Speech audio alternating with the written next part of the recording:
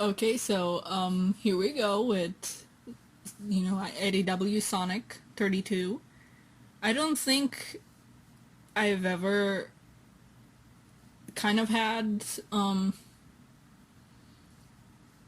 sorry, I'm probably gonna be all over the place because I'm recording this a bit later, like in the day. So my mind's a bit scattered, I'm gonna sleep right after this, but anyway, I don't think I've ever had like basically two back-to-back videos of reviews. But then again, I think it's been a while and that it didn't happen after I started reviewing the comics. But it's been a while since we've basically had back-to-back issues. At least it felt that way. It felt like they came out pretty fast, after the other. I like that's happened before, but I think it didn't happen when I started reviewing these. I think that's about the time when the delays started happening because that's just about my luck. But anyway, this issue is actually the last issue. I'm sorry if you can hear my cat meowing in the background. Yep. This issue is actually the last issue that... How do I word this? Okay, it's the last issue that Ian Flynn is having as a main writer for these comics. And in general, like when you take the Archie comics into account as well, it's like the first time that like this is the end of his like run as a solo writer for the Sonic comics. For the first time in like 14 years. Like, yeah, okay, people have written like side stories in like Sonic universe and little mini stories. I'm sorry about my cat. Anyway,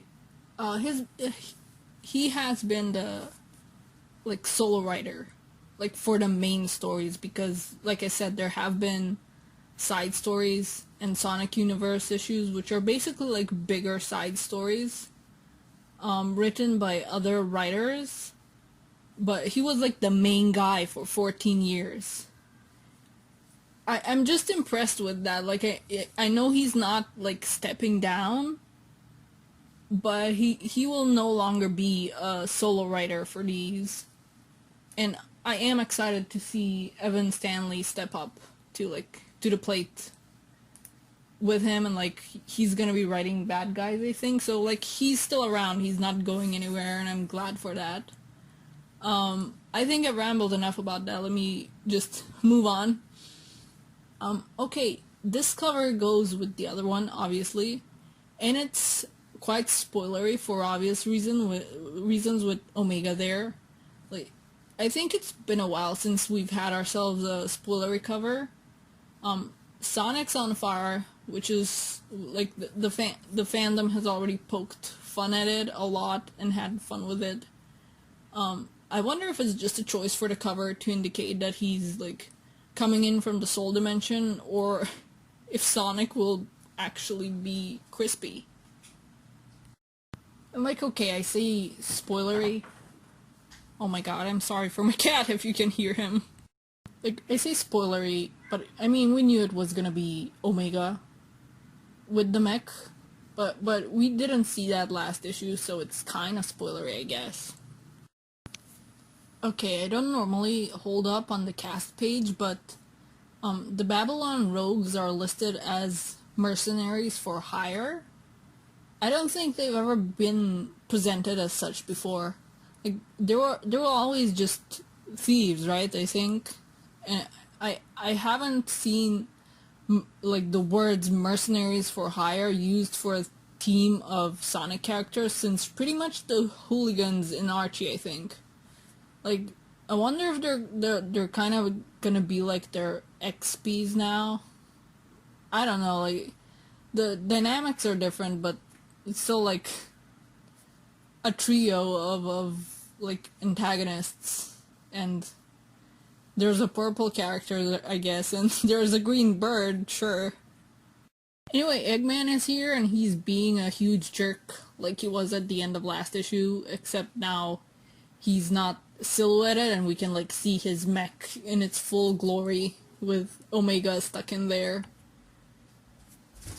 Sorry about that, my cat opened the door. He was peaceful until now. You just, I guess, decided, oh, my owner is recording. I better start doing the mischief. Anyway, I like Whisper going from Amy to Jewel and looking for orders, and like neither of them can give them. Like I wonder if if this will lead to Amy kind of taking on a position like a field commander, while Jewel continues handling the paperwork, like that she like got last issue. Though I also think that this is a hint to Whisper's character development. Like, she was a loner for a very long time and she kept to herself, like, generally just doing her own thing. But now she's kind of leaned back into working as a team, kinda, and is waiting for orders. I guess kind of like old times for her with the diamond cutters before. The rogues are jerks, which is okay. I was actually kind of scared they'd try and make them just like friendly rivals, but I'm glad that that didn't happen. Like, what I like about the rogues is that they're the antagonistic rivals that didn't end up being chummy with Sonic for once, and it's nice. And like, there's nothing wrong with rivals that ended up friends with Sonic. I just think it's interesting when some antagonists just stay antagonists. I think it's nice. Okay, kinda in the same vein of wondering if Amy will take up commanding people, Vector is now shown actually taking charge and giving out orders. So now I wonder if he's gonna be like a field commander instead. I think it would be nice if he was. Like, during the events of Sonic Forces, I felt like Knuckles was an awful choice for a leader. I think I've mentioned this before. I felt like Vector could be the best pick since he's the only one that's had like a consistent experience with leading a team of people. Amy has some of that experience too, so she was like a second best pick, but Vector is always with his team compared to her. Like, he has more leadership skills in my opinion, so he's the best pick. At least that's what I think. I feel like I've said this 3 videos in a row now, but Rouge is a queen. Like, she predicted what the rogues would try to do and prevented it by temporarily stealing all of like the museum's gems for herself. And like Sega with the new Sonic villains collection in the shop, that's just Team Dark trying to tell us this woman, like, they're trying to tell us that this woman is a villain. She's not. Like, hell no. None of Team Dark even are villains. Shadow is the only one that's ever been a villain, but he hasn't been one since Sonic Adventure 2. Like, tangent over, I'm just still salty over that collection, like, Sonic villains. And it's just Team Dark. Like, you could have given us some, like, I don't know, Badniks maybe, definitely Eggman. Maybe some Starline merch to promote bad guys, like actual villains, but no. Anyway, sorry, tangent over, it's fine. Man, like, Gimel just can't catch a break these issues between getting damaged by metal and now this. It looks like he's just getting tased in the panel, but from what Eggman is saying, I think he might have hacked him or something. I don't know, it's a bit confusing, I think. Okay, we're back in the Soul Dimension, and Sonic is still Mr. Needlemouse. And Blaze has gone super, or burning, I guess. And that's pretty nice, but I just really enjoy Sonic kind of squinting at her like, what? I'm also just as amused by him going like, why are you on fire? But these panels are pretty amazing too. I love that the sequencing has us zoom in on him more, and din on his eye as he looks at burning Blaze. But this is also like, she did set him on fire. The cover didn't lie to us. She just frickin' set Sonic on fire because that's just the cure for amnesia, I guess. We should have set Shadow on fire several times now then. Eggman with a gun. What crimes will he commit? Nearly murder crimes is what he's gonna commit. I mean, yeah, it's a gun. Of course it's murder crimes, but holy crap. Like, look at the size of that thing. Like, the freaking blast that fires off of that thing, it's like the freaking cricket from Men in Black. Like, look, it took out a whole hole, yes. English is fun. In like that building. He was gonna shoot Tails with that. And he tried to do it again. Like, I love the explosions on this page though, but also Eggman, stop. He's just a tiny fox boy. No, you can take out buildings with that. Don't try to kill Tails. Okay, so yeah, Sonic got crispy, and now he's gotten his memory back, and I feel kinda I know that there was gonna be, like, there was an unspoken time skip between him getting to the Soul Dimension and this issue, since Gimel got fixed up and Eggman fixed Omega and built that whole mech. But I still wish we got to see more of Sonic without his memories. It could have been interesting, but it feels like a thing that got added just to explain why he didn't immediately go back home. Like, I guess it gave characters stuff to do, like, without him, but it was just for a short while, especially from a reader's point of view with that time skip. Blaze also stays behind and was there just for that. I mean, I like the scrap of lore we got with her running an empire, but it really feels like, once again, it was just there to get Sonic out of the way for a bit. I don't know. I don't quite like it. I feel like there was more that could have been done with the whole Mr. Needlemouse thing. That is a pretty nice entrance, though. And it's kind of funny, too, just seeing Amy be like, what the hell? And then Sonic squinting back at Eggman like, wow, you've already set everything on fire, huh? I wish Knuckles was here just so he'd point like, ha, I told you he'd make a dramatic comeback, like, there he is, there's his entrance, I called it. Eggman's getting defeated like almost immediately after Sonic comes back, and Omega's been free for like one panel and he's already giving us the golden Omega one-liners. I love him. And holy crap, yes, like, I love Omega getting to just wreck stuff. And again, the explosions are amazingly drawn. And oh no, he's fallen apart again. But that's okay because he's still freaking hilarious. Plus, Tails can just fix him. I like the implication that Eggman kind of did a shoddy rush job with getting him fixed up, so he's just fallen apart. They did the freaking are you approaching me panel from JoJo. Like, we have an official comic panel that's this. Funnily enough, it's not even the first JoJo reference that the Sonic series has done. Sonic's still kind of hoping that Eggman is still like Mr. Tinker somewhere deep inside. I'm doubtful, but the optimism is nice. I mean, there were moments where Eggman seemed to miss the simpler lifestyle. So there's a basis for that optimism. But I don't know, personally, as somebody like reading these, I'm doubtful. But not like in a bad way. It's nice. I don't know.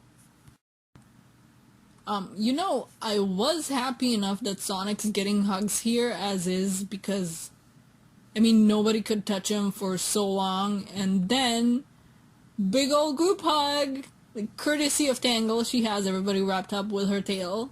Some people are feeling awkward, and that's funny. But it's cute. Everybody really does get in on this. Even Omega's mangled robot body.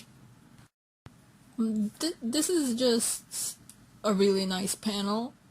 And I'm impressed by how well it and the colors of it just capture that feeling of, like, looking out at an early morning where the sun is just starting to rise. Like, I've done that, and this pretty much 100% captures it. And that's the end of this issue. I think the group hug would have been a better ending, but they also needed to address the fact that the town was burning, I think. Anyway, we're back to the good old status quo, which was always going to be the case, I think. These two issues were kind of breather issues, more or less like the ones after the Middle Overlord arc, which is fine. I did like those issues, and I do think we needed a breather after the Zombot arc. But I think that maybe things like Sonic losing his memories and Omega getting taken by Eggman should have been used somewhere where it could have been a bigger plot point, like maybe a future arc or something.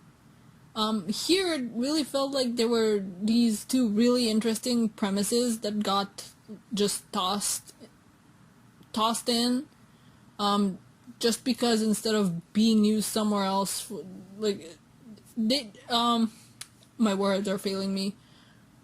Hang on. Let my freaking ADHD brain focus. Yeah, I feel like they just got tossed in and tossed aside just because. Even though, like I said, they could have been used somewhere else for their full potential, because they are very interesting. Like, here the memory loss thing was just to get Sonic out of the way, like I said before. And the Omega thing seemed like something just to give the rest of the cast something to do until he came back, even though it was just 2 issues. I think we could have had at least one adventure in the Soul Dimension before Sonic got his memory back, but, you know, oh well, it is what it is. I think we're getting more, calmer breather issues next, at least just judging from the name of the next story, which is like Cha Races. But who knows, I think Evan Stanley is gonna be taking up writing next time. I'm pretty sure of it. I look forward to it either way, and I look forward to Bad Guys next month.